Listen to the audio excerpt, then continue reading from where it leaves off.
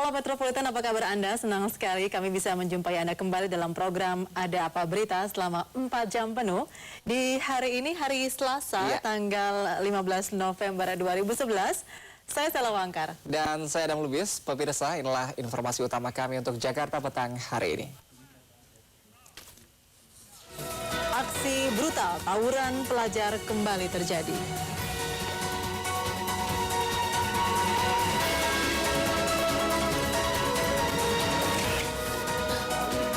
Kampung Pulau Pondok Labu, Jakarta Selatan kembali terendam banjir.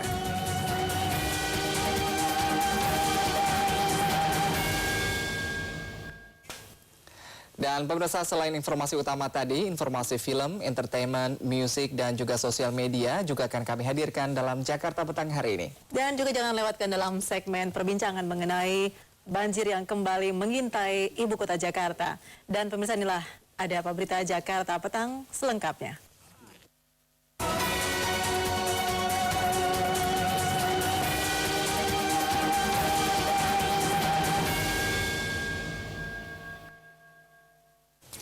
Iya, pemirsa, selain juga informasi utama, tampaknya juga cuaca buruk dan curah hujan yang cukup tinggi yang mengguyur Jakarta dan kawasan sekitarnya juga menjadi informasi dalam Jakarta petang hari ini ya, Sela ya. Iya, betul sekali.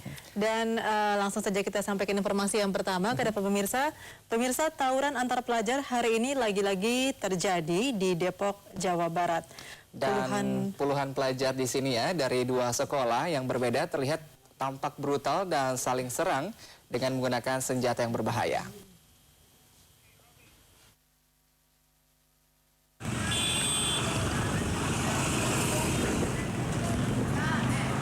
Gambar video amatir yang berdurasi 1 menit 38 detik ini direkam seorang warga.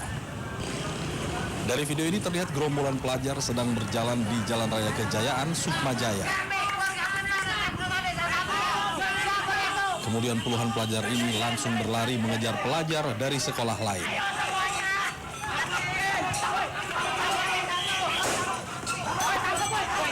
Aksi saling serang dan pukul dengan menggunakan senjata berbahaya seperti gesper berkepala besi dan bambu antar pelajar pun terjadi. Aksi saling lempar batu juga terjadi hingga beberapa toko di sekitar jalan tersebut menjadi sasarannya.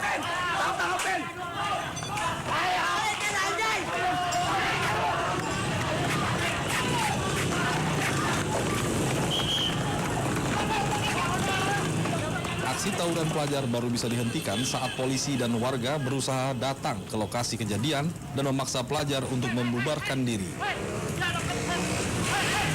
Sejumlah pelajar berusaha menghindar dan berlari ke dalam gang, sedangkan beberapa pelajar ditangkap polisi dan warga.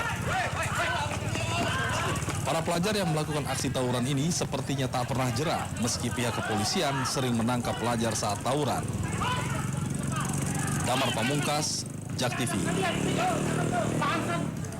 Ya, pemirsa, dari aksi puluhan pelajar kita beralih ke aksi ratusan buruh yang tergabung dalam Serikat Buruh Sekota dan juga Kabupaten Bekasi melakukan aksi unjuk rasa di depan kantor Wali Kota Bekasi. Ya, para buruh mengancam akan memblokir jalan tol Cikampek jika tuntutan atas kenaikan upah minimum kerja tidak dipenuhi oleh pemerintah kota dan Kabupaten Bekasi.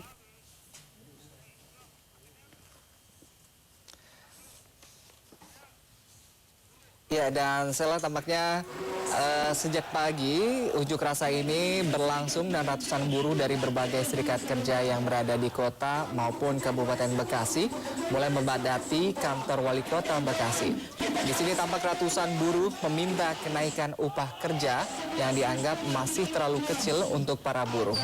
UMK yang sebelumnya Rp1.470.000 menjadi Rp2.247.000. Setelah beberapa jam, beberapa perwakilan buruh akhirnya dipersilakan masuk untuk melakukan dialog dengan Dinas Tenaga Kerja Kota Bekasi.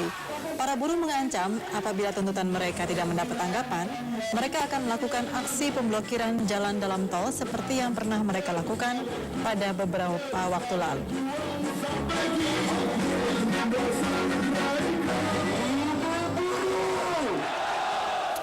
Pemirsa, kita beralih ke informasi lainnya. Hujan yang terus-menerus sejak semalam membuat kawasan Kampung Pulo dan juga Pondok Labu terendam banjir setinggi 1,5 meter. Hingga Selasa siang tadi, rumah warga masih tampak terendam air. Warga menduga banjir yang terjadi dalam 3 bulan terakhir ini akan mengakibatkan pembuatan gorong-gorong dan juga penyempitan Kali Krukut.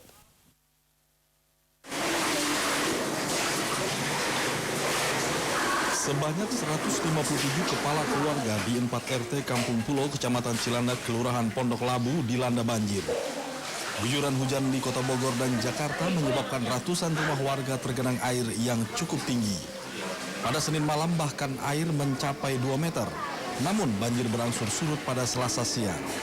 Menurut warga, genangan air yang terjadi di wilayah mereka ini sudah biasa terjadi. Banjir yang terjadi dalam 3 bulan terakhir ini bertambah parah. Warga menduga akibat adanya penyempitan Kali Krukut karena pembangunan gorong-gorong. Sebenarnya kemarin udah selesai, makanya kemarin diberikan kendalanya karena ada kotoran itu ternyata setelah dibongkar ya masih itu ya mungkin akibatnya karena kedangkalan kali yang baru ini. Terima kasih pada pemerintah DKI kan waktu itu sudah datang Bapak Gubernur. Tolong hasilnya hasil tinjauannya agar ini betul-betul diselesaikan, dinormalisasikan itu kali itu. Iya memang karena gorong-gorong, tapi sekarang ini kan udah dibuka, tapi masih tinggi-tinggi aja gitu, belum surut-surut. Udah 3 minggu ini, 3 minggu ini nggak pernah air di sini kering, nggak pernah kering. Iya. Warga berharap pemerintah Provinsi DKI Jakarta segera mengatasi banjir yang melanda di kawasan ini. Sementara itu, pihak Korps Marinir terus membantu warga untuk menormalisasi kawasan tersebut. Muhammad Haris, JAK TV. Pemirsa, banjir yang melanda sebagian wilayah Jakarta mulai berdampak pada kesehatan masyarakat. Genangan air bercampur dengan sampah menyebabkan warga mulai terserang berbagai penyakit.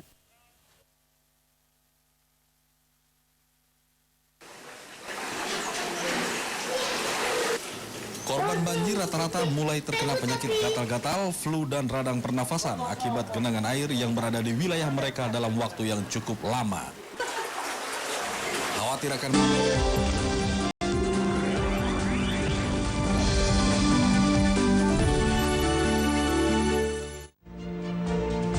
Sesaat lagi Anda akan menyaksikan Jakarta 1 yang dipersembahkan oleh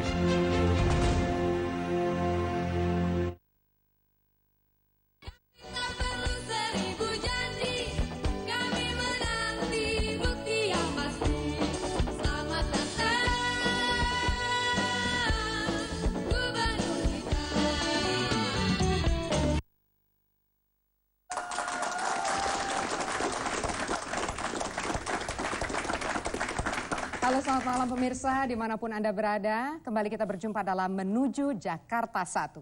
Saya Sandrina Malakiano. Tema hari ini adalah calon independen. Dan sebelum kami akan hadirkan narasumber, ada beberapa item berita yang akan kami hadirkan ke hadapan Anda. Pemirsa, KPUD DKI Jakarta akhirnya resmi merilis jadwal dan tahapan pemilu Kada DKI 2012. Berdasarkan rapat pleno KPUD pada Kamis 15 Desember 2011 lalu, terdapat beberapa keputusan seputar persyaratan pencalonan Gubernur DKI Jakarta, baik yang melalui jalur independen maupun calon-calon yang akan didukung oleh partai politik.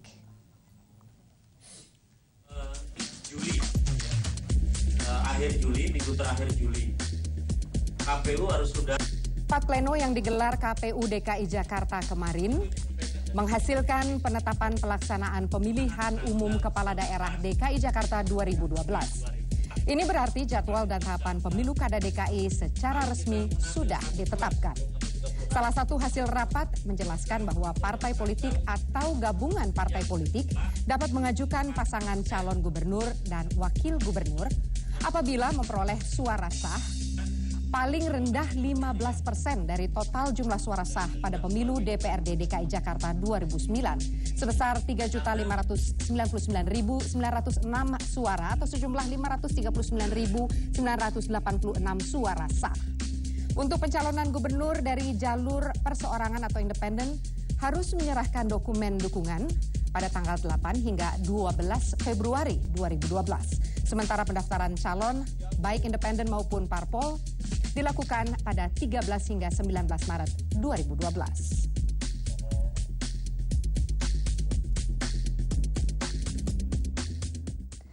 Pemirsa, menurut catatan, peluang kemenangan calon independen dalam pemilihan kepala daerah di Indonesia memang tergolong lebih kecil. Ini apabila kita membandingkan dengan mereka yang didukung oleh partai-partai politik. Bagaimana sebenarnya sepak terjang para calon independen dalam sejarah pemilihan kepala daerah langsung di Indonesia?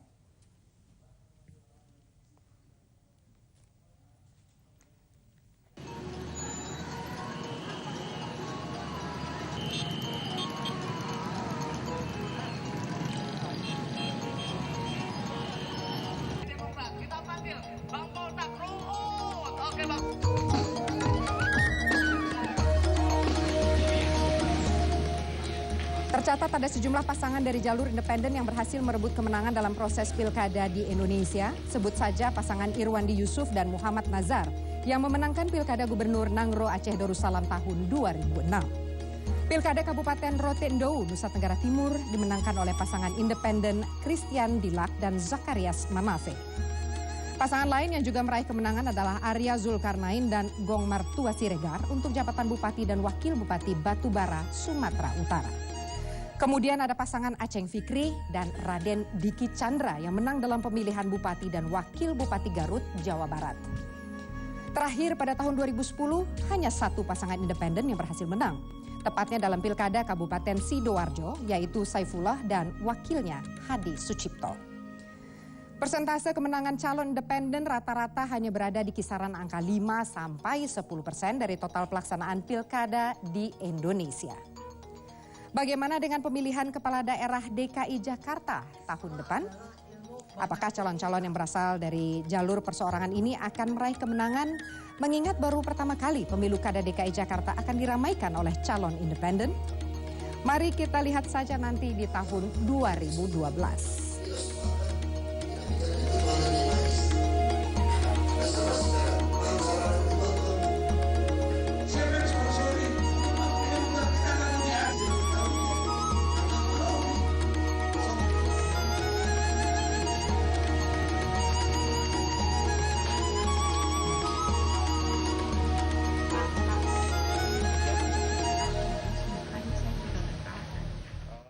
Pemirsa, diperlukan ketekunan dan kerja keras dari para calon independen untuk bisa memenuhi ambisi mereka menjadi kepala daerah.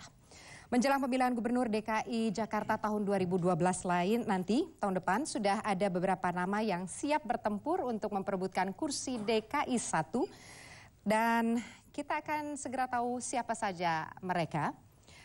Menghadapi pemilu DKI Jakarta 2012 ini, sejumlah bakal calon gubernur akan menempuh jalur independen. Meski ini dibenarkan oleh undang-undang, namun diperkirakan para calon akan menemui kesulitan untuk merebut kursi DKI 1. Ujian pertama misalnya diperlukan jumlah dukungan sebanyak 4% dari jumlah penduduk. Meski tak mustahil, tetap saja diperlukan ketekunan bakal calon, mengingat DKI Jakarta memiliki penduduk sekitar 9 hingga 10 juta jiwa. Selain itu, para bakal calon juga harus membuktikan pula dengan pengumpulan tanda tangan dan KTP para pendukungnya. Pakar ekonomi dan mantan politisi anggota DPR Partai Amanat Nasional, Faisal Basri adalah salah satu bakal calon kandidat yang akan maju lewat jalur independen. Ia berpasangan dengan Bim Benyamin, anak kandung tokoh dan artis Betawi almarhum Benyamin Sueb. Nama lain yang juga siap maju lewat jalur independen adalah Hendarji Supanji. Adik kandung mantan Jaksa Agung Hendarman Supanji ini berjanji akan segera membebaskan Jakarta dari kesemrawutan dan akan mengedepankan strategi manajemen krisis untuk membangun Jakarta. Satu calon independen lain yang juga mengincar kursi Jakarta 1 adalah Basuki Cahayapurnama atau biasa disapa Ahok.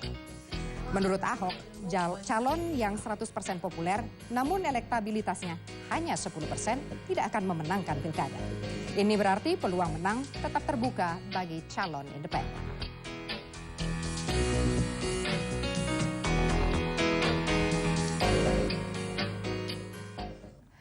Ya pemirsa, saat ini juga seperti biasa saya ditemani oleh orang yang sudah sangat paham betul tentang kondisi Jakarta. Apa saja tantangannya karena memang punya pengalaman 2 periode menjadi kepala daerah di DKI Jakarta. Saya akan kembali mengundang karena minggu lalu sempat absen Bang Yos, apa kabar? Tepuk tangannya dulu untuk Bang Yos dong. Halo. Apa kabar Bang Yos? Ya, Bang Yos, tema kita hari ini adalah kandidat atau calon yang akan maju melalui jalur perseorangan, independen. Iya. Ya, ini ada grafik yang bisa kita saksikan sebentar lagi akan ditampilkan ke layar kaca. Bagaimana grafik ini juga akan bercerita ada syarat yang tidak tanggung-tanggung nih Bang Yos untuk bisa maju sebagai kandidat independen. Tadi kan sudah disampaikan 4%, Bang Yos. Ya, 4% kali 10 juta itu kira-kira ketemu 408.000 kalau dibulatkan. Ya. Nah, itu kan tantangan luar biasa, ya, Bang Yos. Tentu itu tidak mudah karena dia juga harus tersebar paling tidak di 4 wilayah kabupaten kota. Dan zaman Bang Tetapi Yos, ini fenomena yang luar biasa bagi saya ya. Begitu banyaknya calon-calon, ya, terutama di independen. Sandrina 3 figur yang ada di studio malam ini tidak hanya beliau saja. Masih banyak yang independen. ya, oh ini hilang. Tadi grafiknya sudah sempat muncul. Itu kan ada peraturan KPUD. Ya, ini syarat dukungan kandidat independen. Ini kalau untuk jumlah penduduk sampai dengan 2 juta itu 6,5%. Ya. Sementara kalau Jakarta kan berada di sini ya, antara 6 sampai 12 juta berarti minimal 4% yang tadi sudah. Ya. Ini kan luar biasa Bang Yos kalau kita bicara soal kondisi dan tantangan. Zaman Bang Yos dulu kan belum ada nih kandidat yang maju secara independen untuk pemilihan gubernur saya DKI. masih DPRD dulu. Ya, jadi menurut Bang Yos sekarang ini kira-kira bagaimana ini? Ada titik terang untuk para calon? Tapi ini fenomena yang menarik bagi saya ya. Prinsipnya kan makin banyak calon, makin tinggi kemungkinan kita untuk memperoleh yang terbaik dari mereka gitu. Ya, karena ini memberi peluang juga, karena apa? Karena Bang Yos merasa juga ada alternatif lah selain maju didukung partai ya Bang Yos ya? Iya, dan konon kabarnya bukan hanya 3 figur yang ada di studio ya, masih banyak lagi yang independen ngantri di belakang. Ya, nanti kita coba untuk gali juga dari mereka yang sudah hadir, tapi kita break dulu sebentar Bang Yos dan pemirsa, kami harap Anda juga tetap bersama kami. Mereka yang akan maju melalui jalur independen ada beberapa yang sudah hadir di studio dengan pendukung mereka, juga ada teman-teman mahasiswa di sini, jadi kami harap Anda tetap di Menuju Jakarta 1.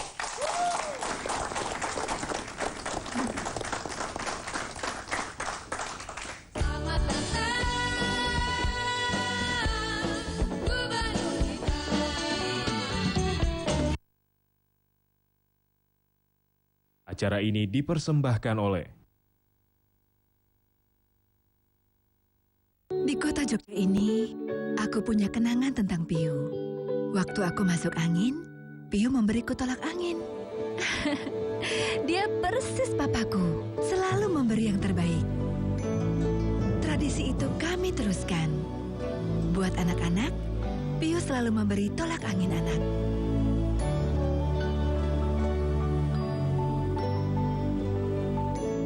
Keluarga pintar, minum tolak angin. Di abad modern saat ini, internet menjadi sebuah kebutuhan dalam segala hal. Sentral Online dengan layanan internet berbasis teknologi wireless dan didukung dengan jaringan fiber optik serta layanan satelit, sehingga menjadi layanan internet berkecepatan sangat tinggi dengan kualitas jaringan yang lebih stabil di pelosok daerah seluruh Indonesia. Sentral Online, the most reliable internet. Di kota Jogja ini, aku punya kenangan tentang Piu. Waktu aku masuk angin, Piu memberiku tolak angin. Dia persis papaku, selalu memberi yang terbaik. Tradisi itu kami teruskan. Buat anak-anak, Piu selalu memberi tolak angin anak.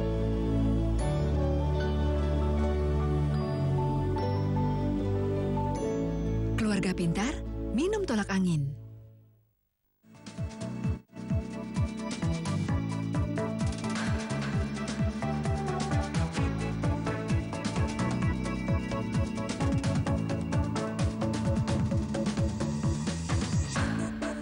Apakah Anda punya banyak pengetahuan mengenai bursa saham? Wih, trading di bursa saham itu kan mengerikan gitu. Dan kita akan menjawab itu semua. Kami hadir 4,5 jam non-stop di Ada Apa Berita, hanya di JAK TV, My City, My TV. Acara ini dipersembahkan oleh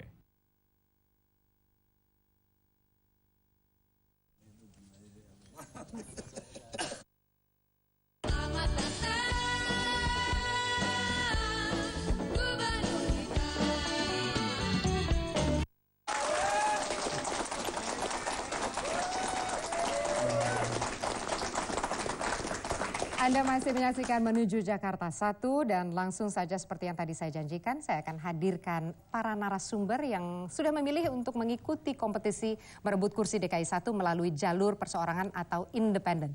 Yang pertama ada Pak Hendarji Supanji, mohon tepuk tangannya, ini pendukungnya. Wah.